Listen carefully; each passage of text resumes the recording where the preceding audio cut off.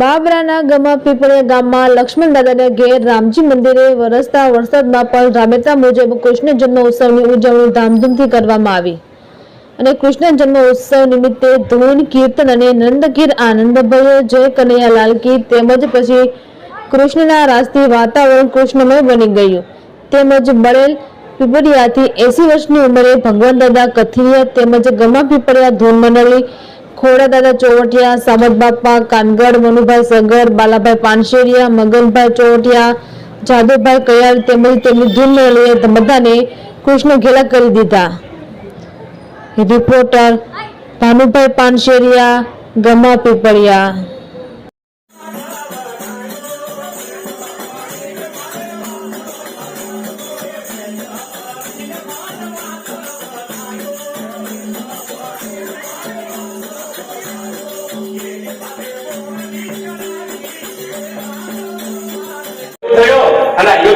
भगवान श्री कृष्ण परमात्मा बताया वसुदेव ने देवकी जी लग्न किया उग्रसेन दीकरो राजा कंस जैन भाई ने भगतो भाव कारण के उग्रसेन राजा ने 4 दीकरा था देवक राजा ने 7 दीकरीओ था।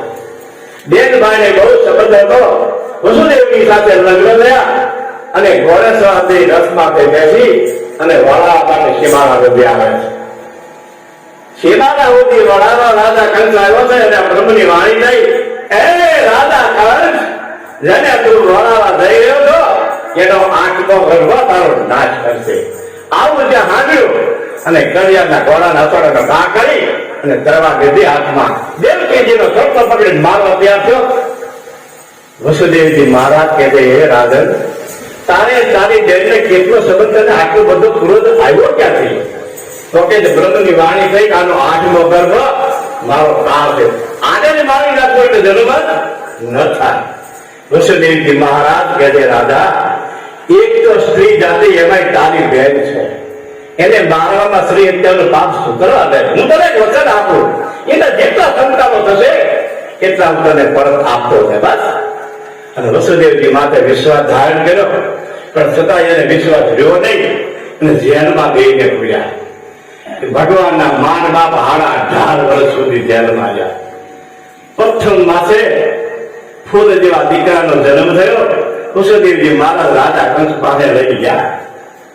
રાજા કંસ ને મારે આને ક્યાં મારવો છે? મારો તો 8મા ગર્ભની રીત છે, આને લઈ જાઓ। એ વખતમાં મહાત્મા નારદજી આવ્યા અને રાજા કંસ પર નિમાણા થઈને બેઠા રાજન આ દેશો ગણતી કઈ બાજુ વાત થાય છે? આ બાજુ ગયો તો આને અડતા આ બાજુ ગયો તો આને અડતા કે ભાઈ દેવના ગોટાળા હોય કને ન ખબર પડી તો મારા છોકરાને મારી નાખો। નારદજી કે ભાઈ એ મારવાનું તો નથી કહેતો। મહારાજે દીકરાને મગાવી અને ફરજ તેને મારી નાખ્યો। આવા 6 દીકરા દેવકીજીના રાજા કંસે મારી નાખ્યા। 7મા ગર્ભની અંદર બળદેવજી મહારાજ આવ્યા। ભગવાને વિચાર કર્યો આ ગર્ભ લઈ અને રોહિણીના ગર્ભ મૂકવાનો છે। એ વસુદેવના ધર્મપત્ની એક ગોકુળમાં રહે છે જેમનું નામ રોહિણી છે। અને ભગવાને 14 વર્ષની માયાને અર્પણ કરી માને યાદ કર્યો। શ્રી કૃષ્ણ પરમાત્મા 14 ભગવાન અધિપતિને જેમ માતાજી ઉભેરા ચતુર્ભુજ રૂપે શિવા દેવી કે બોલો મારા શું કામ છે કે આ ગર્ભને લઈને તારે રોહિણીના ગર્ભમાં મૂકવો છે? ભલે મારા બહુ સારું। ઈ રોહિણીના ગર્ભમાં મૂક્યો અને આયા સવારે એવી વાત નીકળી દેવકીજીનો 7મો ગર્ભ શ્રેવી ગયો। 8મા ગર્ભથી ભગવાન શ્રી કૃષ્ણ પરમાત્મા આવ્યા છે। માતાજીએ વાત કરી ચતુર્ભુજ રૂપે કે મને ગોકુળમાં મૂકી આવજો, ત્યાં મારી માયાનો જન્મ થયો છે। આવી વાત બધી ચર્ચા થઈ અને 10મો માસ બેઠો। શ્રાવણ મહિનો છે, શુક્લ પક્ષ છે, અષ્ટમી તિથિ છે, બુધવાર છે, રોહિણી નક્ષત્ર છે। 11 વાગ્યાનો સમય થયો અને માતાજીને થોડીક પ્રસૂતિની પીડા થવા લાગી। વસુદેવજી મહારાજ કહે હે દેવી હું પુરુષ હું તમને સહારો આપી શકું પણ જ્યાં એ સમયની વાત આભા મંડળમાં ચંદ્રનો ઉદય થયો અહીંયા દેવકીજીને લાલાનો જન્મ થયો। હવે દેવકીજી એવું કહે છે કે આને તમે ગોકુળમાં મૂકી આવો। આપણે હવે વચન કીર્તન ચાલુ છે। રાધે રાધે।